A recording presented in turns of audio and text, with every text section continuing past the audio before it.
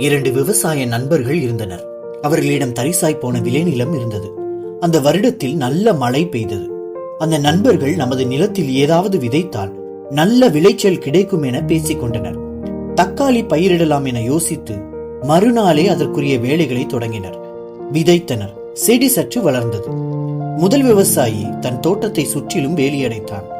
அவ்வப்போது வந்து செடியில் நடுவில் வளரும் களைகளை பறித்து போட்டான். ஒவ்வொரு நாளும் கவனமாய் நீர் பாய்ச்சினான்.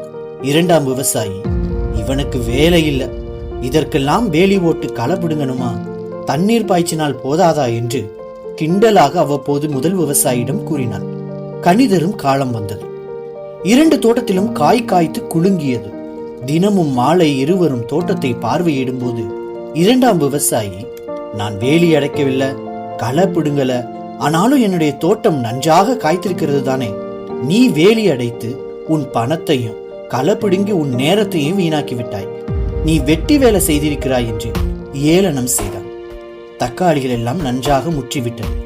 நாளை பறித்தால் சரியாக இருக்கும்.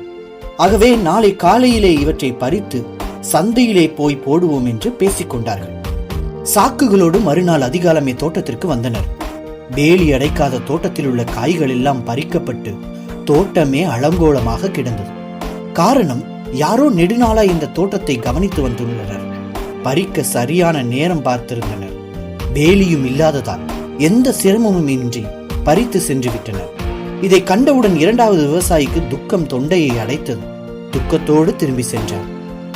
அன்பானவர்களே, நம் இருதயங்கள் களஞ்சியங்கள், அதாவது சேமிக்கும் இடம் போல இருக்கின்றன. சில நேரங்களில் சில வழிகளில் அதற்குள் இருப்பது வெளிவரும். அவைகள் விதைகள், தண்ணீர், பராமரிப்பு நல்ல விதத்தில் காட்டப்பட்டால் நல்ல பயிர் விளையும் தோட்டமாக விளங்கும். ஆனால் இஷ்டத்திற்கு விடப்பட்டு விட்டால் களைகளை விளைவிக்கும். நம் இருதயம் நீரூற்றை போன்றது. நாம் அதில் வைத்திருப்பதை பொறுத்து இனிய வாழ்வெளிக்கும் நீரையோ அல்லது கசப்பான சாவுக்கேதுவான நீரையோ சுரக்கும். உங்கள் இருதயத்தை எல்லா காவலோடும் காத்துக் கொள்ளுங்கள். அப்பொழுது அதனிடத்தில் இருந்து ஜீவ ஊற்று புறப்படும். ஆமேன். God bless you. Have a nice day.